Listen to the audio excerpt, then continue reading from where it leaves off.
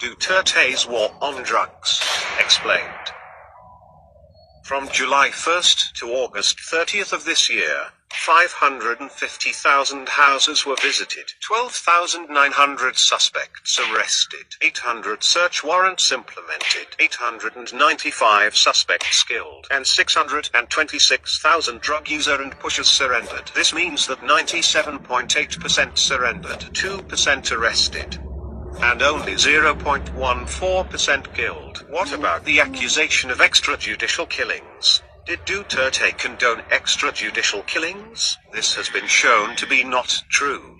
In fact, in his inaugural speech he said, "As a lawyer and a former prosecutor, I know the limits of the power and authority of the President. I know what is legal and what is not. My adherence to due process and the rule of law is uncompromising." And in his State of the Nation address he said, To our police officers and other officials, do your job, and you will have the unwavering support of the Office of the President. I will be with you all the way. Abuse your authority, and there will be a hell to pay.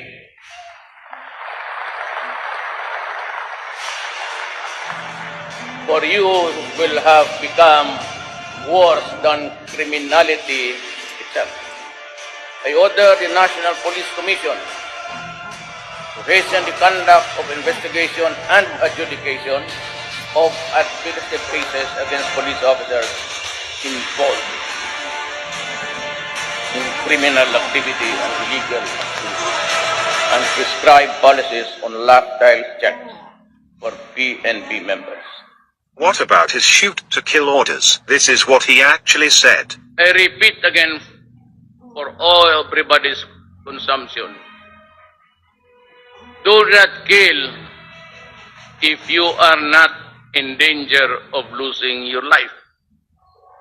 But in effecting an arrest, when there is a violent resistance, because in effecting an arrest, you have to overcome the guy to bring him to the folds of the law.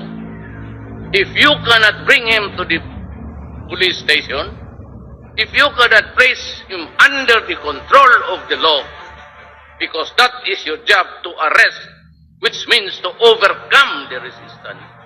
But if the resistance is violent, thereby placing your life in jeopardy, shoot and shoot him dead.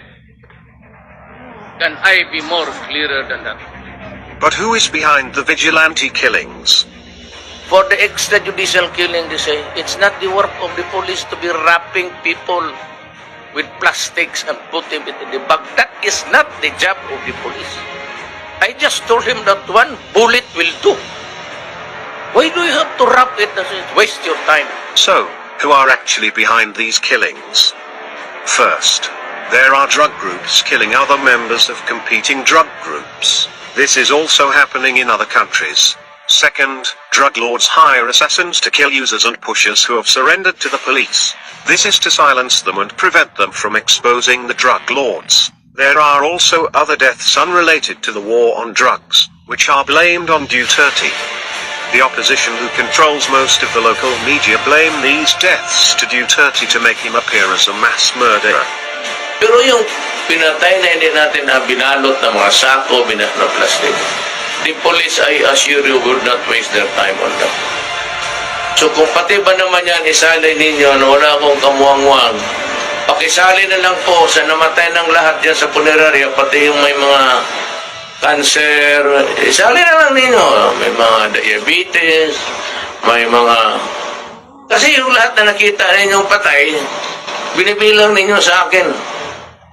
Baka yung gusto ninyo, yung taga Davao dito, magbilang ako sa punerarya. Lahat ng patay. Bakit lang yan ang binabalot ng mga sako? Because the accusation itself is very stupid. It assumes right away na yung may patay dyan, gobyerno ang pumatay. Police officers found involved in drugs are relieved, investigated, and prosecuted. In fact, Duterte publicly named officials involved in drugs. There are generals, police officials, congressmen, mayors, judges, and a senator.